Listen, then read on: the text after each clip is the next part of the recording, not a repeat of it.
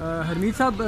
21 फरवरी ਨੂੰ ਮਾਂ ਬੋਲੀ ਦਾ ਆਲਮੀ ਦਿਹਾੜ ਆ ਰਿਹਾ ਤੇ ਤੁਸੀਂ ਕੀ ਪੈਗਾਮ ਦਿਓਗੇ ਇਸ ਹਵਾਲੇ ਨਾਲ? देखो ਜਿਹੜੇ ਲੋਕ ਜਿਹੜੀ ਕੌਮ ਜਿਹੜੀ ਆਉਂਦੀ ਹੈ ਆਪਣੀ ਜ਼ਬਾਨ ਤੇ ਆਪਣਾ ਕਲਚਰ ਜਦੋਂ ਭੁੱਲ ਜਾਂਦੇ ਨੇ ਤਾਰੀਖ ਉਹਨਾਂ ਨੂੰ ਭੁੱਲ ਜਾਂਦੀ। ਮੈਂ ਹਮੇਸ਼ਾ ਮੈਂ ਗੱਲ ਕਰਦਾ ਤੇ ਜਦੋਂ ਵੀ ਕੋਈ ਯੂਨੀਵਰਸਿਟੀ ਜਾਂ ਜਿੱਥੇ ਵੀ ਲੈਕਚਰ ਦੇਣ ਵਾਸਤੇ ਜਾਣਾ ਮੈਂ ਇੱਕ ਹੀ ਗੱਲ ਕਰਨਾ ਕਿ ਅਗਰ ਗੱਲ ਕੀਤੀ ਜਾਵੇ ਮਾਂ ਬੋਲੀ ਦੀ ਤਾਂ ਯਕੀਨ ਜਿਹੜਾ ਤੁਸੀਂ ਵੇਖ ਰਹੇ ਹੋ ਕਿ ਅਗਰ ਕੋਈ ਪਠਾਨ ਹੋਏਗਾ ਤਾਂ ਆਪਣੀ ਪੁਸ਼ ਤੋਂ ਬੜੀ ਉਸ ਦੇ ਨਾਲ ਪ੍ਰਾਊਡ ਨਾਲ ਬੜੀ ਅੱਗੇ ਜਾ ਕੇ ਗੱਲ ਕਰੇਗਾ। ਲੇਕਿਨ ਅੱਜ ਮੈਂ ਵੇਖਦਾ ਕਿ ਸਾਡੇ ਪੰਜਾਬੀ ਲੋਕ ਬੜੇ ਸ਼ਰਮਾ ਕੇ ਉਹ ਜਦੋਂ ਇਸਲਾਮਾਬਾਦ ਆਉਂਦੇ ਨੇ ਤੇ ਉਹ ਬੜੀ ਫਖਰ ਨਾਲ ਉਰਦੂ ਵਿੱਚ ਗੱਲ ਕਰਦੇ ਨੇ। ਉਰਦੂ ਵੀ ਸਾਡੀ ਕੌਮੀ ਜ਼ਬਾਨ ਆ, ਉਸ ਨੂੰ ਵੀ ਨਹੀਂ ਭੁੱਲਣਾ ਚਾਹੀਦਾ। ਲੇਕਿਨ ਦੂਜੀ ਗੱਲ ਜਿਹੜੀ ਮੈਂ ਵੇਖ ਰਿਹਾ ਸਕੂਲਾਂ ਵਿੱਚ ਜਿਹੜਾ ਸਿਸਟਮ ਚੱਲ ਰਿਹਾ ਕਿ ਪੰਜਾਬੀ ਬਿਲਕੁਲ ਜਾਂ ਪੰਜਾਬੀ ਹੋ ਗਈ ਜਾਂ ਹਿੰਦੂ ਹੋ ਗਈ, ਇਹਨਾਂ ਦਾ ਪੜ੍ਹਾਉਣ ਦਾ ਸਿਸਟਮ ਵੀ ਤਕਰੀਬਨ ਸ਼ਾਮੁਖੀ ਦਾ ਖ਼ਤਮ ਹੀ ਹੋ ਗਿਆ। ਤੇ ਬੜੀ ਅਫਸੋਸ ਦੀ ਗੱਲ ਆ ਕਿ ਅਸੀਂ ਉਸ ਪੰਜਾਬ ਦੀ ਗੱਲ ਕਰਾਂ ਤੇ ਉਸ ਪੰਜਾਬ ਵਿੱਚ ਅੱਜ ਵੀ ਗੁਰਮੁਖੀ ਜਿਹੜੀ ਹੈ ਲੋਕ ਅੱਜ ਪੜ੍ਹਦੇ ਨੇ ਲਿਖਦੇ ਨੇ, ਉਸੀ ਨੂੰ ਬੜਾ ਪ੍ਰਾਊਡ ਮਾਣ ਕਰਕੇ ਉਹ ਬੋਲਦੇ ਨੇ। ਲੇਕਿਨ ਆਪਣੀ ਗੱਲ ਕਰਾਂ ਇੱਥੇ ਸਾਡੇ ਪਿੰਡਾਂ ਵਿੱਚ ਥੋੜ੍ਹੀ ਬਹੁਤ ਪੰਜਾਬੀ ਰਹਿ ਗਈ ਆ, ਲੇਕਿਨ ਅਗਰ ਸ਼ਹਿਰਾਂ ਦੀ ਗੱਲ ਕਰਾਂ ਤਕਰੀਬਨ ਪੰਜਾਬੀ ਜਿਹੜੀ ਆ ਉਹ ਖਤਮ ਹੋਣ ਜਾ ਰਹੀ ਆ। ਤੇ ਇਹ ਸਾਡੇ ਵਾਸਤੇ ਬਲਕਿ ਪੂਰੇ ਪੰਜਾਬ ਵਾਸਤੇ ਪੂਰੇ ਪੰਜਾਬੀਆਂ ਵਾਸਤੇ, ਚਾਹੇ ਉਹ ਇੱਥੋਂ ਦੇ ਪੰਜਾਬੀ ਹੋਣ ਚਾਹੇ ਦੁਨੀਆ ਦੇ ਮੁਖਤਲਿਫ ਕੰਟਰੀ ਵਿੱਚ ਰਹਿਣ ਵਾਲੇ ਪੰਜਾਬੀ ਹੋਣ, ਉਹਨਾਂ ਸਾਰਿਆਂ ਵਾਸਤੇ ਇਹ ਦੁੱਖ ਦੀ ਗੱਲ ਆ। ਮੇਰਾ ਪੈਗਾਮ ਤਾਂ ਸਾਰਿਆਂ ਨੂੰ ਇਹੀ ਹੈ ਕਿ ਆਪਣੀ ਬੋਲੀ ਜਿਹੜੀ ਆ ਉਹ ਨਾ ਭੁੱਲੋ,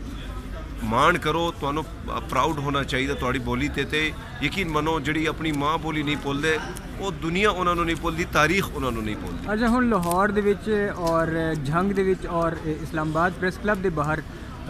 ਕੁਝ ਤਨਜ਼ੀਮਾਂ ਹੈ ਨੇ ਜਿਹੜੀਆਂ ਮਾਂ ਬੋਲੀ ਦੇ ਹਵਾਲੇ ਨਾਲ ਪੰਜਾਬੀ ਦੀ ਗੱਲ ਕਰ ਰਹੀਆਂ ਨੇ, ਤੇ ਕੀ ਪੈਗਾਮ ਦਿਓਗੇ ਯੰਗਸਟਰਸ ਨੂੰ ਕਿ ਉਹ ਇਸ ਦਿਨ ਕਿਸ ਤਰ੍ਹਾਂ ਇਸ ਦਿਨ ਨੂੰ ਸੈਲੀਬ੍ਰੇਟ ਕਰਨ ਔਰ ਆਪਣੀ ਮਾਂ ਬੋਲੀ ਨੂੰ ਖਿਰਾਜ ਹਕੀਕਤ ਪੇਸ਼ ਕਰਨ? ਵੇਖੋ ਇਹ ਬਹੁਤ ਵੱਡੀ ਗੱਲ ਆ ਕਿ ਕਮ ਸੇ ਕਮ ਸਾਡੇ ਕੁਝ ਨੌਜਵਾਨਾਂ ਵਿੱਚ ਇੱਕ ਜੋ ਇਨੀਸ਼ੀਏਟਿਵ ਉਹਨਾਂ ਨੇ ਲਿੱਤਾ, ਇਹ ਵੱਡੀ ਗੱਲ ਆ। ਮੇਰੇ ਖਿਆਲ ਤੇ ਮੈਂ ਸਮਝਦਾ ਕਿ ਚਾਹੀਦਾ ਸੀ ਸਾਨੂੰ ਬਹੁਤ ਪਹਿਲਾਂ ਇਹ ਸਟੈਪ ਲੈਣ ਦਾ, ਕਿਉਂਕਿ ਅਗਰ ਵੇਖਿਆ ਜਾਵੇ ਜਿਸ ਤਰ੍ਹਾਂ ਮੈਂ ਪਹਿਲੇ ਵੀ ਗੱਲ ਕੀਤੀ ਕਿ ਕਾਫੀ ਅਸੀਂ ਲੋਸ ਕਰ ਚੁੱਕੇ ਆਪਣਾ ਕਲਚਰ ਨੂੰ, ਆਪਣੀ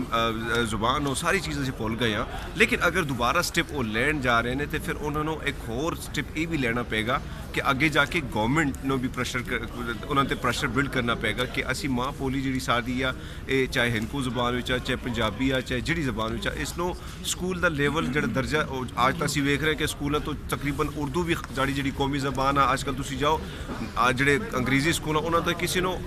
1 2 3 ਤੱਕ ਜਿਹੜੇ ਹਿੰਸੇ ਹਨ ਉਹ ਵੀ ਨਹੀਂ ਆਉਂਦੇ। ਤੇ ਮੈਂ ਸਮਝਦਾ ਕਿ ਇਸ ਤਰ੍ਹਾਂ ਤਨਜ਼ੀਮਾਂ ਦਾ ਜਿਹੜਾ ਇਨੀਸ਼ੀਏਟਿਵ ਇਹਨਾਂ ਨੇ ਲਿੱਤਾ ਬਹੁਤ ਕਮਾਲ ਦਾ। ਤੇ ਅੱਗੇ ਜਾ ਕੇ ਅਗਰ ਇਸ ਤਰ੍ਹਾਂ ਅੱਗੇ ਦੂਸਰਾ ਸਟੈਪ ਅਗਰ ਇਹ ਲੈਣ ਚਾਹੁੰਦੇ ਨੇ ਤੇ ਉਹ ਹੁਕੂਮਤ 'ਤੇ ਪ੍ਰੈਸ਼ਰ ਬਿਲਡ ਕਰਨਾ ਹੈ। ਕਾਫੀ ਸਾਰੇ ਨੁਮਾਇੰਦੇ ਸਾਡੇ ਮੌਜੂਦ ਨੇ, ਚਾਹੇ ਉਹ ਪੰਜਾਬ ਤੋਂ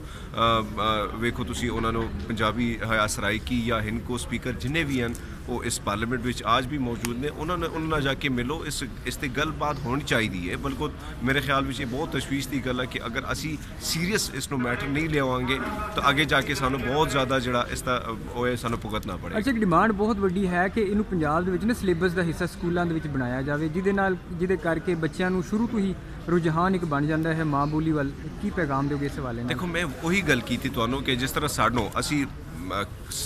200 ਸਾਲ 150 300 ਸਾਲਾਂ ਤੋਂ ਰਹਿ ਰਹੇ ਹਾਂ ਖੈਬਰ ਪਖਤੂਨਖਵਾ ਵਿੱਚ, ਲੇਕਿਨ ਅੱਜ ਵੀ ਅਗਰ ਗੁਰਮੁਖੀ ਤੁਸੀਂ ਸਾਡੇ ਬੱਚੇ ਨੂੰ ਲਿਖਣਾ ਆਉਂਦੀ ਹੈ, ਬੋਲਣਾ ਆਉਂਦੀ ਹੈ, ਤੇ ਇਹ ਵੱਡੀ ਗੱਲ ਹੈ ਨਾ ਕਿ ਅਸੀਂ ਆਪਣੀ ਜਿਹੜੀ ਮਾਂ ਬੋਲੀ ਉਹ ਨਹੀਂ ਭੁੱਲੀ। ਅੱਜ ਵੀ ਅਸੀਂ ਉਸੀ ਇਹੀ ਹੋਣਾ ਚਾਹੀਦਾ ਜਦੋਂ ਤੁਹਾਡੇ ਜਿਹੜਾ ਲਿਟਰੇਚਰ ਦਾ ਹਿੱਸਾ ਹੋਣਾ ਚਾਹੀਦਾ, ਸਕੂਲ ਦਾ ਨਿਸਾਬ ਵਿੱਚ ਹੋਣਾ ਚਾਹੀਦੀ ਚੀਜ਼ ਹੈ, ਤਾਂ ਕਿ ਜਿਹੜੇ ਬੱਚੇ ਅੱਗੇ ਗਰੋਥ ਕਰ ਰਹੇ ਨੇ ਉਹਨਾਂ ਨੂੰ ਕਮ ਸੇ ਕਮ ਆਪਣੀ ਲਿਖਣਾ ਜਿਹੜਾ ਸ਼ਾਮੁਖੀ ਦਾ ਜਿਹੜਾ ਕੁਝ ਬੋਲਣਾ ਹੈ ਉਹ ਕਮ ਸੇ ਕਮ ਉਹ ਉਹਨਾਂ ਨੂੰ ਲਾਜ਼ਮ ਜਿਹੜੇ ਹੈ ਉਹਨਾਂ ਦੇ ਦਿਮਾਗਾਂ ਵਿੱਚ ਉਹਨਾਂ ਵਿੱਚ ਪਏ ਕਿ ਅੱਗੇ ਜਾ ਕੇ ਉਹਨਾਂ ਨੇ ਅਗਰ ਬੋਲਣਾ ਹੈ, ਲਿਖਣਾ ਵੀ ਹੈ, ਅਗਰ ਆਪਣੇ ਕਲਚਰ ਨੂੰ ਪ੍ਰਮੋਟ ਕਰਨਾ ਹੈ, ਪੰਜਾਬ ਦੇ ਕਲਚਰ ਨੂੰ ਪ੍ਰਮੋਟ ਕਰਨਾ, ਤਾਂ ਫਿਰ